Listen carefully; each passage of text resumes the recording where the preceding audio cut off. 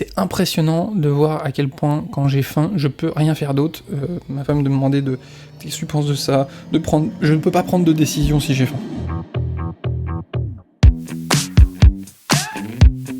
Bienvenue dans Papa Parle, l'émission des pères qui prennent leur rôle au sérieux sans se prendre au sérieux, et des hommes qui ont envie de trouver un équilibre entre la vie pro et la vie perso. Dans ce 39e épisode, je crois, on va parler transformation, évolution, et d'une grande discussion que j'ai eue sur la route des vacances avec ma femme. Je crois que je vais faire ça à chaque fois, prendre un temps pour faire le point avec ma femme, parce que au final, c'est elle qui m'apporte les meilleures idées, les meilleures réflexions. Déjà, bonjour à tous, merci d'écouter le podcast. Vous allez voir que je passe maintenant par un autre biais donc on peut toujours écouter sur Spotify, sur Apple Podcast. Maintenant, je vais donc me filmer pour être sur YouTube, et je vais tenter d'écrire une newsletter.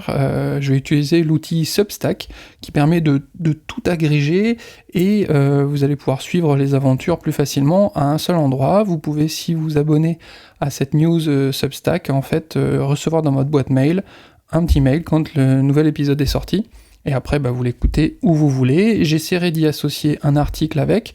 Au début, ce sera plutôt un résumé du podcast et des points que j'ai abordés, et puis si je me sens l'âme d'un écrivain, peut-être que je ferai une newsletter plus on va dire plus fournie, en rajoutant des éléments par rapport à ce que j'ai pu dire dans le podcast.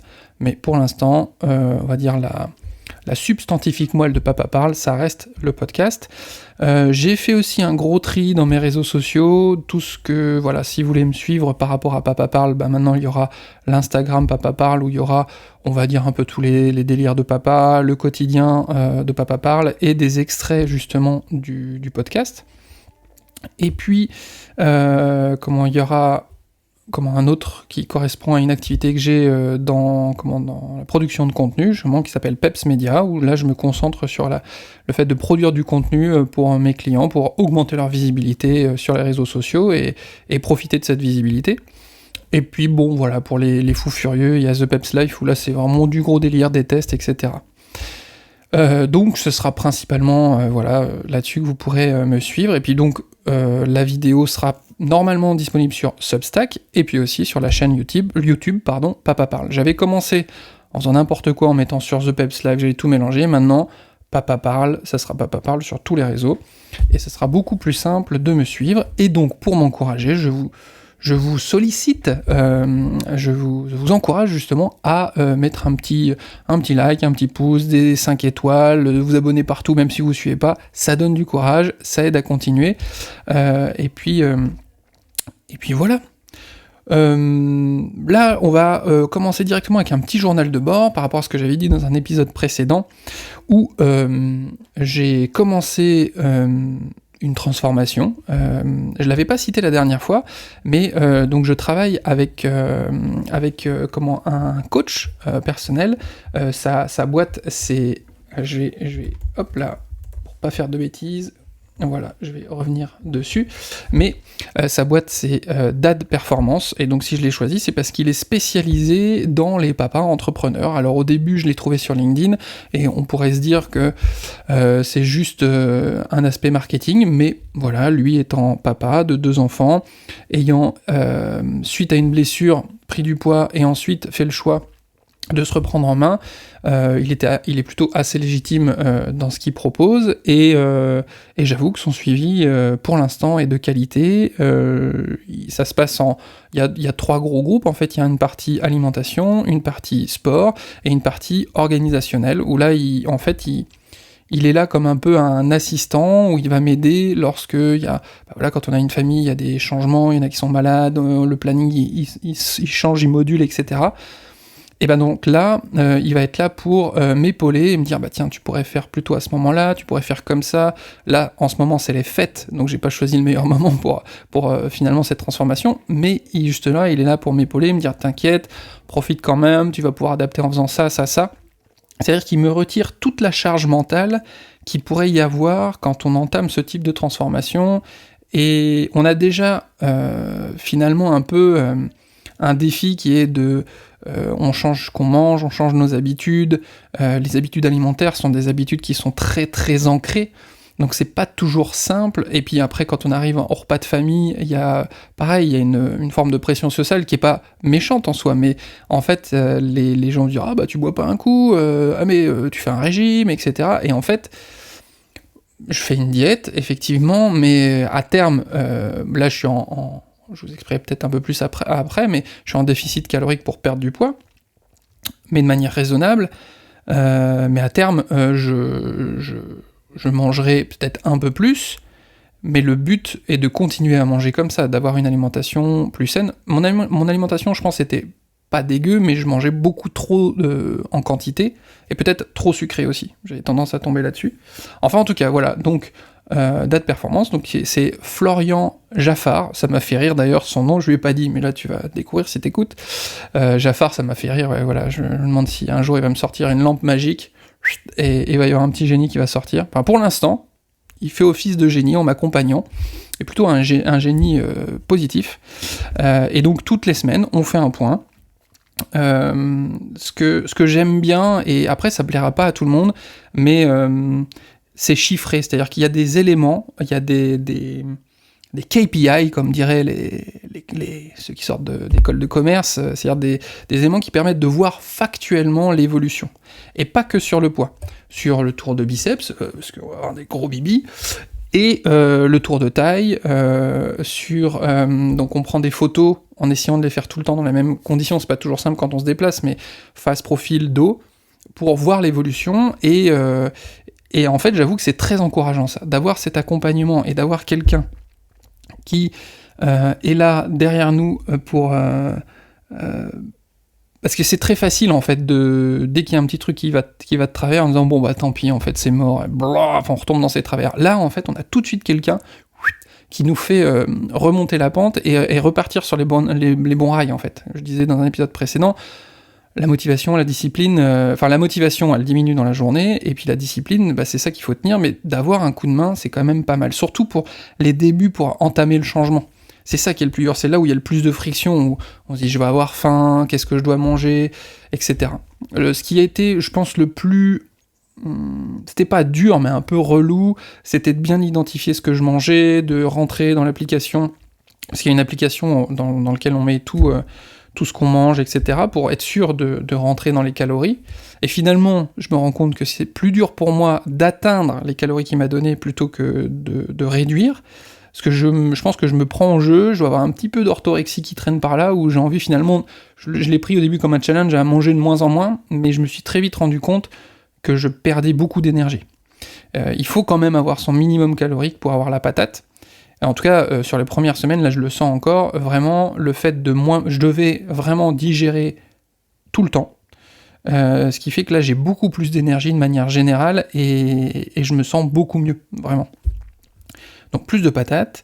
Là je sens que les exercices, donc je fais des exercices de musculation, ça aussi c'est un élément qui est vraiment cool, c'est qu'il s'est adapté. Je lui ai dit voilà, on va essayer d'en caler 3 dans la semaine, mais je veux que ça soit une vraie heure, c'est-à-dire que souvent c'est 1 heure, mais 1 heure, on compte pas le temps de trajet pour aller au sport, on compte pas le moment de la douche, de s'habiller, de remettre en haut tout ça. Là c'est 1 heure tout compris, donc en gros il y a factuellement 35-40 minutes d'effort, et après il y a 5-10 minutes de mise en place, et puis après 5 minutes de mise en place et un quart d'heure pour se doucher et repartir en route, et c'est des choses que je fais chez moi, avec des élastiques, des trucs que t'accroches à la porte pour te tirer, et quelques poids, et après, même si vous n'avez pas les poids, ils s'adaptent, et on trouve des solutions, donc c'est vraiment vraiment pas mal. Là d'ailleurs, on va partir en montagne. Je vais pas trimballer tous mes poids, et donc il va adapter les exercices pour que je puisse quand même faire mon sport, en adaptant aussi au fait que bah forcément je vais à la montagne, je vais faire du sport, je vais faire du ski, on va peut-être faire du ski de fond, etc. Donc on va peut-être moduler tout ça, et donc en travaillant peut-être plus le haut du corps et moins les jambes, etc., pour pas surcharger et que j'ai pas de grosse fatigue physique. Parce que ça c'est une chose... J'avais repris le sport avec le CrossFit l'année dernière, il y a 1 an et demi, et c'est vrai que je m'y étais mis trop fort. D'ailleurs, je m'étais blessé, j'étais vexé, parce que, un ostéopathe qui se blesse en reprenant le sport, c'est pas cool. Et je pense que j'aurais dû être plus progressif, c'est ce que je dis à tous mes patients, mais finalement, c'est le cordonnier le plus mal chaussé. Et là, en y allant plus progressivement, je prends plus de plaisir aux séances. C'est-à-dire que là, on va augmenter, parce que en fait, je me sens bien pendant les séances, sauf une où je manquais de sommeil et je l'ai tout de suite senti. Mais sinon, je me sens bien. Je sens que je me suis dépensé, mais je suis pas plié de courbatures le lendemain, le surlendemain. Et donc, je sens quelques petites tensions, je sens que ça travaille, mais c'est plutôt même agréable. Et donc, le lendemain, le surlendemain, je peux faire une séance tous les 2 jours sans problème. Et ça fait vraiment du bien. Vraiment, je l'explique pendant l'épisode avec mon grand. Après le sport, quoi, on a les idées autrement, quoi. Et là, je commence à avoir envie de retourner à faire du sport, alors qu'avant, c'était une contrainte. Là, j'ai envie de trouver le temps pour le faire de plus en plus. Donc voilà, vraiment un point hyper important. C'est un vrai investissement. C'est un investissement financier, c'est un investissement de temps.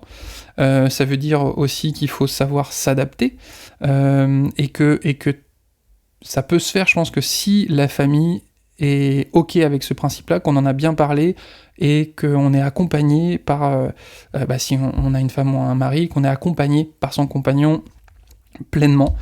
Et là-dessus, j'ai vraiment une chance incroyable. Je reviens un peu sur mes points, parce que je veux rien oublier. J'ai parlé donc du regain d'énergie, du fait que je passais de mon temps à digérer, et là c'est beaucoup mieux. C'est ça l'importance de l'équilibre calorique, parce que si on veut trop bien faire, finalement on n'a plus de jus.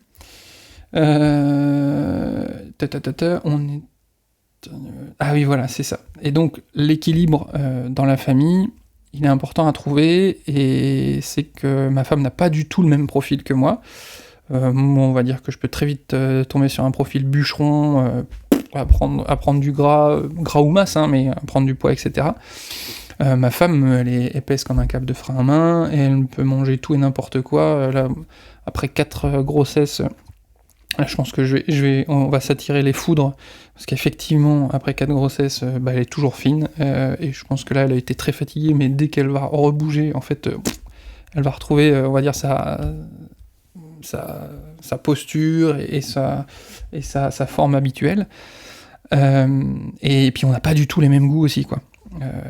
Donc ça pourrait paraître difficile, mais j'avoue que je lui ai fait cette demande, j'ai été très clair, et elle m'accompagne vachement. Vraiment, ça a été hyper important de dire, voilà, je vais faire ça. En plus, on est aussi très différents de notre approche de plein de choses. Moi, je peux être des fois j'ai besoin de trucs factuels, un peu plus scientifiques, et ma femme est beaucoup plus bercée par la spiritualité. Et voilà, moi, quand je lui ai dit, je vais manger plus de protéines, plus de ça, que je vais peut-être prendre un peu de whey, donc la whey, c'est de la poudre protéinée. Elle, c'est très très loin d'elle, mais pour autant, elle me suit, elle m'accompagne, elle sent que ça me fait du bien. Et c'est ça, je pense, le moteur le plus important, c'est que elle sent que ça me fait du bien, que je me sens mieux, que ça m'apporte de l'énergie. Et donc, quand bien même ça ne correspond pas à sa philosophie, elle me laisse libre de faire ça, et même elle m'aide, elle me dit, voilà, quand on fait les courses, quand tout ça, mais est-ce que t'as assez de ça, est-ce que t'as besoin de ça? Enfin, et même pendant les repas, elle m'a dit, tiens, est-ce que t'as assez de légumes, vous imaginez pas à quel point ça fait du bien, et je pense que je pense avoir enfin, voilà, on va toucher de la peau singe, je pense avoir enfin casser le truc, trouver le truc qui fait que je vais pouvoir avoir cet équilibre alimentaire sur le long terme. Et finalement, on en revient à cette notion de communication, d'entraide, et de faire une demande claire sur ses besoins, chose que je n'avais pas vraiment fait, mais aussi parce que j'avais pas bien tout identifié. Au mois d'août, fin juillet, août, j'étais assez malade, j'ai eu une hépatite, on a été tous très malades et tout, il y a vraiment eu en tout cas, sans faire si, c'est un peu de spiritualité, en tout cas, là, le karma nous a dit, va falloir prendre soin de vous, va falloir optimiser tout ça, et donc, voilà, chacun... avec nos valeurs, avec ce qu'on a besoin, on s'aide pour aller vers ce point-là et se sentir mieux Et c'est vrai que, bah voilà, tu te sens mieux, t'as plus d'énergie, t'es plus patient, t'es plus à l'écoute, mais de tout le monde, et que ce soit avec ta famille ou au boulot.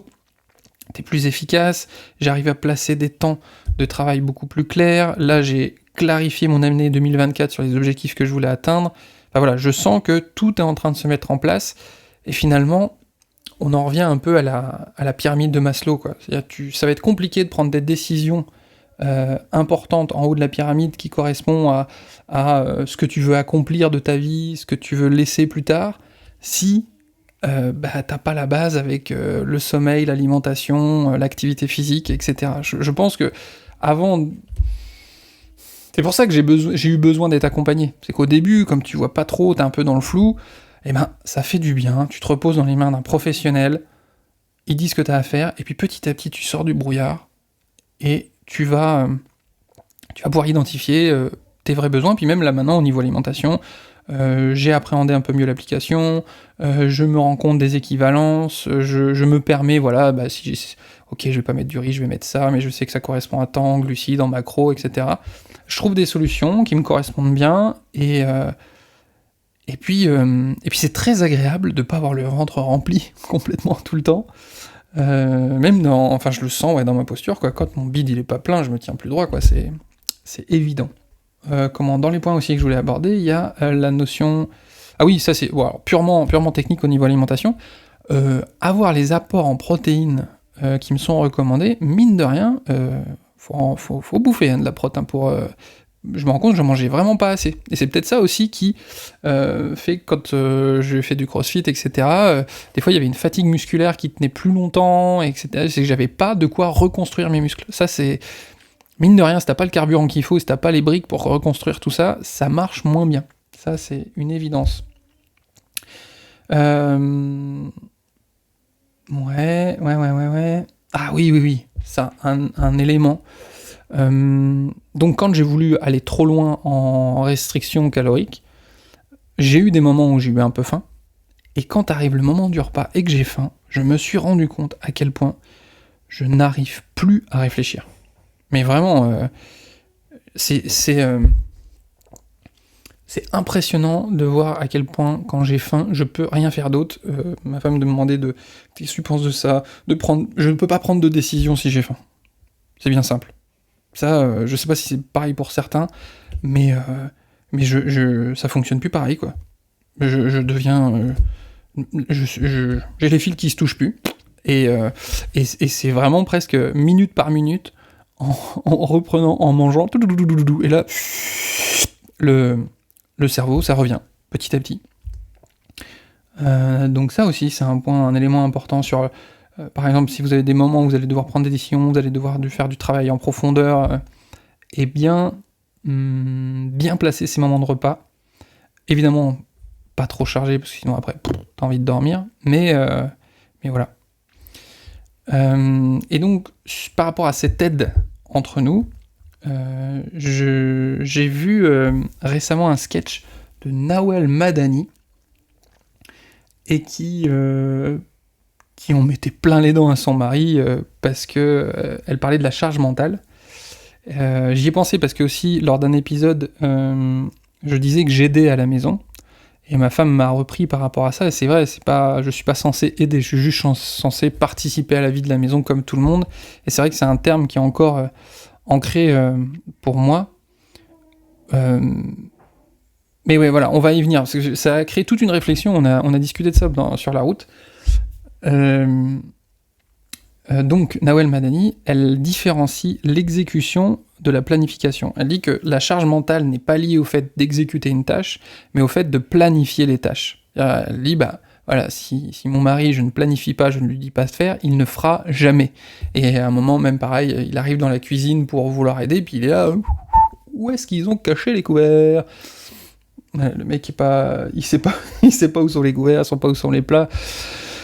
Donc forcément, après, c'est à elle de faire, et puis il y a ce truc de, ils font... le mari fait pas assez bien, alors pour elle, elle en rigole en disant c'est une stratégie, il fait exprès de pas bien faire, pour qu'après elle dise, puisque tu fais mal, c'est moi qui le fais, Et après, lui, il va dire, bah oui, mais rien, ça te va jamais, donc moi je peux rien faire, etc. Donc le truc classique, vous voyez, ça, qui se joue souvent dans les couples par rapport à ça. Et ouais, je pense, nos aïeux, je pense qu'il n'y avait même pas l'exécution à la maison de la part des maris. Et puis petit à petit, nos générations, on a exécuté de plus en plus sans problème. Mais c'est vrai que cette notion de planification, pour moi, elle est très dure. Je suis un bras droit armé sans problème. Je fais. Mais planifier, c'est un truc... c'est pour ça que je me suis posé la question avec ma femme, est-ce que c'est acquis? Est-ce que c'est inné? Est-ce qu'il y a vraiment quelque chose comme voilà, ce truc sempiternel? Je sais pas d'ailleurs à quel point c'est vrai, mais que un homme va avoir une vision très large et la femme va pouvoir cibler les choses, ce qui fait que dans le frigo, nous on trouve rien, ou dans le placard, et votre femme va trouver tout de suite les éléments. Parce que nous, on est d'anciens chasseurs, elle était plutôt à la grotte, enfin bon bref, ces trucs-là. Est-ce que c'est si vrai que ça? Est-ce qu'il y a vraiment quelque chose d'intrinsèquement ancré en fonction du genre physique sur le fait de savoir planifier, de pouvoir exécuter, etc. Je sais pas, parce que fondamentalement, par rapport à mon boulot, je planifie plein de choses, c'est pas un problème. Maintenant, il y a aussi la notion de temps passé à la maison. Qui passe le plus de temps à la maison? Qui fait le plus de choses à la maison? Et c'est sûr que quand j'arrive à la maison, il y a une certaine énergie, une certaine façon de fonctionner. Moi, j'arrive de mon boulot avec une manière de faire, etc. On sent qu'à chaque fois qu'il y a finalement, il y a un petit déséquilibre quand il y a un élément qui se rajoute, qui s'en va, en fait, de la maison. Et il faut un temps pour que ça se réadapte. Là, l'exemple le plus flagrant, c'est quand je rentre à la maison le soir, il y a du boxon dans la maison, et en fait, moi, ça me met un peu en tension, et en fait, c'est pas tant qu'il y ait du bazar, c'est plus que, vu le flow qu'a pris la petite famille, je ne sais pas quand placer le moment où je vais ranger ça, et je ne sais pas si je vais avoir le temps de ranger, ou alors si je vais avoir le temps de ranger, est-ce que ça va être une fois que tout le monde est endormi, à 22-23 heures, et je vais me coucher tard, etc. Et c'est cet élément-là qu'on a évoqué, et on n'a pas encore trouvé la solution, mais vraiment d'avoir conscience que moi, quand j'arrive, je ressens qu'il y a le bordel. Ma femme ne voit pas ça du tout comme ça, parce que sa journée continue et ses éléments vont se faire au fur et à mesure. Et puis on n'a pas du tout la même perception du bazar, la manière de faire. J'arrive, je vais faire la cuisine, et en fait, je sais que je mettrai beaucoup moins de temps à faire la cuisine si je range tout le plan de travail et que je clean l'ensemble. Derrière, ça sera beaucoup plus simple, plutôt que de pousser toutes les affaires dans tous les sens, etc. Chose que ma femme, elle ne ferait pas, elle continuerait, et puis elle pousserait les trucs, etc. Et donc, c'est là où il y a cette différence, et donc j'ai besoin de ranger en rentrant, mais en même temps, mes enfants ont besoin de moi, et ont besoin que je passe du temps avec eux, et donc ce qu'on s'est dit, c'est peut-être d'établir, quand j'arrive, peut-être passer un vrai temps avec les enfants, mais que qu'on établisse que, voilà, à ce moment-là, on passe à l'action, et je vais ranger ça. En fait, c'est le fait de savoir quand je vais pouvoir faire les choses. Souvent, quand on est stressé par une tâche ou par un truc à faire, c'est pas par la tâche en elle-même, c'est par le fait de ne pas le faire. Et donc il y a besoin finalement de planifier. C'est ça. On en revient à ça, quoi. Et donc de prendre ma part dans la planification, je pense que c'est ça, ce truc. En tout cas, de l'évoquer. Et de dire, ouais, ok, là je me sens pas bien par rapport à ça, je vais avoir besoin de ranger ça à un moment, t'en es où, de quoi t'as besoin toi, ok, t'as besoin de ça, moi j'ai besoin de ça, on place ça à ce moment-là. Et de savoir le dire. Mais pour ça, il faut que l'un comme l'autre, on soit prêt à accueillir. Maintenant, quand je dis à ma femme, voilà, moi je ressens que c'est le bordel, j'aime pas ça, elle le prend pas directement pour elle. Elle va pas dire, ah bah voilà, tu trouves que j'ai pas rangé, machin et tout. Non, elle le vit bien, il y a aucun problème, mais elle a compris que moi je ne me sentais pas bien et qu'à un moment, il faudrait que je fasse un truc pour me mettre dans un environnement qui me convienne. Donc, et pareil, je sais pas sur quoi C'est pas facile, parce que moi je suis parfait, donc elle va pas me reprocher grand-chose. Non, sur le fait que...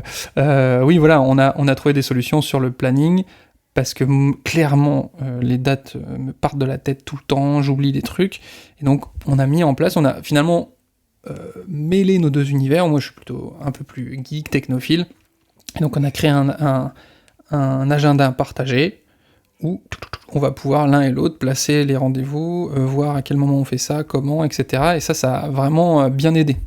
On pourra peut-être faire, dites-moi, je sais pas, si ça vous intéresse, que je vous parle un peu des outils que j'utilise dans mes process, que ce soit au niveau de la famille, au niveau du boulot, pour gagner du temps sur des tâches rébarbatives ou sur des trucs qui permettent de finalement mettre de côté ou éviter des sujets qui créent du stress pour rien. Par exemple, voilà, Waze. Je pense que ça a sauvé des voyages pour beaucoup de familles. Je ne compte plus, moi, gamin, le nombre de fois où mes parents sont écharpés avec la carte de la route, parce qu'ils me disent « Non, faut tourner là, faut faire comme ça, machin !» Alors que là, maintenant, avec Waze, le sujet se pose plus, donc autant profiter de ça. Voilà. Et donc, pour les agendas partagés, c'est plutôt une bonne chose, et c'est plutôt intéressant et pratique. Tac. Se mettre d'accord, voilà. Et je reviens, donc, est-ce que c'est inné, acquis? Ça, j'ai pas la réponse, on pourra creuser. Si vous avez des billes là-dessus, moi je suis preneur, des études en psycho, ethno, etc. Si vous avez des points là-dessus sur les différences hommes-femmes par rapport à la manière de se comporter dans la famille. Mais en tout cas, je pense que... alors vous allez dire, là vous allez trouver que j'ai une chance inouïe, c'est que ma femme m'a dit qu'en fait, planifier les choses, ça ne lui demande pas d'énergie. Pour le coup, pour elle, c'est pas une charge mentale, et ça lui convient très bien. Ce qui peut être intéressant à faire, c'est d'identifier vos forces. Alors je parle de force et pas de compétence. La compétence, on l'acquiert, ça nous demande quand même... On peut devenir très très bon, mais ça nous demande de l'énergie pour le faire. Une force, c'est quelque chose qu'on fait naturellement, dans lequel on est bon naturellement, et qui même nous nourrit et nous fait du bien. Par exemple, moi, imaginer créer une histoire, raconter une histoire à mes enfants, raconter une histoire ou créer un scénario pour mes clients, c'est une force. Quand je le fais, en fait, j'ai l'impression de jouer, ça me fait du bien, j'adore ça. Emeline, a priori, voilà, je ne pense pas me tromper, peut-être que vous aurez dans les retours de ma femme dans l'épisode suivant, peut-être qu'elle va me dire non, pas du tout, mais en tout cas, de ce que j'ai compris, c'est que c'était une force pour elle et que ça ne lui demandait pas plus d'énergie que ça.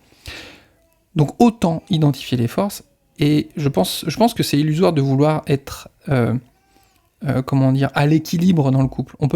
Chacun peut pas faire 5 vaisselles chacun, 5 lessives chacun, et toi tu planifies pendant une semaine ça, puis une semaine ça. Non, il y en a un, il va être fort pour planifier. Moi, je suis un très bon exécutant, je fais la vaisselle, et puis maintenant, il n'y a plus besoin de le planifier, c'est un fait, donc je pense pas que ça lui prenne la tête.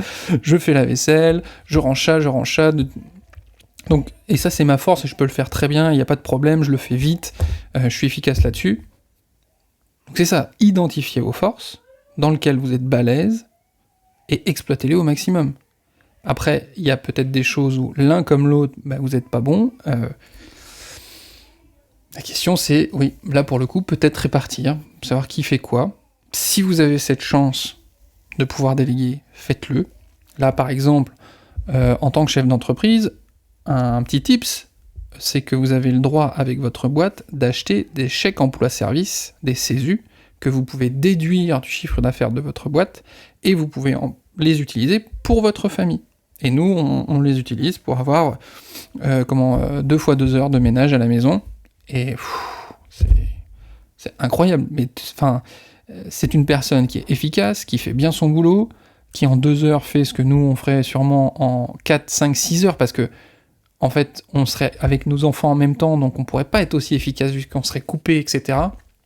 Là, en 2 heures, elle plie tout. C'est juste génial. J'en viens à cette réflexion, posez-vous la question. Pendant ces 2 heures-là, qu'est-ce que vous pourriez faire? Et finalement, soit c'est du temps de qualité que vous allez avoir avec votre famille, qui est trop top. En plus, quand vous revenez à la maison, que c'est nickel, c'est un plaisir incroyable. Et sinon, vous allez pouvoir travailler et finalement le retour sur investissement est beaucoup plus important. Moi, pendant 2 heures, je vais pouvoir faire quelque chose qui va me rapporter beaucoup plus. Donc finalement, est-ce que ça a un intérêt de s'échiner à vouloir économiser là-dessus si c'est pour faire un truc qui fait chier, dans lequel on n'est pas bon, qui fait qu'on passe pas de temps soit avec sa famille, soit qu'on ne bosse pas dans son boulot, alors si tant est qu'on aime son boulot, évidemment. Donc voilà. Eh ben écoutez, c'est pas mal, hein. On est quoi ? On est sur un petit 30 minutes. C'est à peu près ce que je pense faire quand je serai tout seul. C'est pas mal comme ça.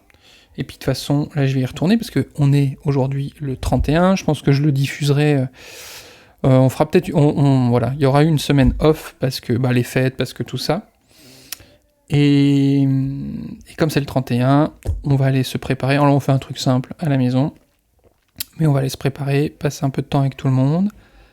Et puis, je vous rappelle, n'oubliez pas d'aller mettre des étoiles, d'aller mettre des pouces, de partager si vous trouvez que ça peut être intéressant pour quelqu'un. Je vous souhaite de bonnes fêtes, je vous souhaite une belle année 2024, que tous vos projets puissent se concrétiser, que tous vos projets se concrétisent. Que tous les projets qui ont du sens et qui sont juste pour vous se concrétisent. Et puis si vous avez des questions, des trucs comme ça, vraiment, n'hésitez pas. Moi, vraiment, j'ai un grand plaisir à répondre à vos questions, à avoir des retours. Si vous avez des idées de sujets, des questionnements, pareil, n'hésitez pas. Je suis preneur. Et puis on se dit à la prochaine émission. Ciao.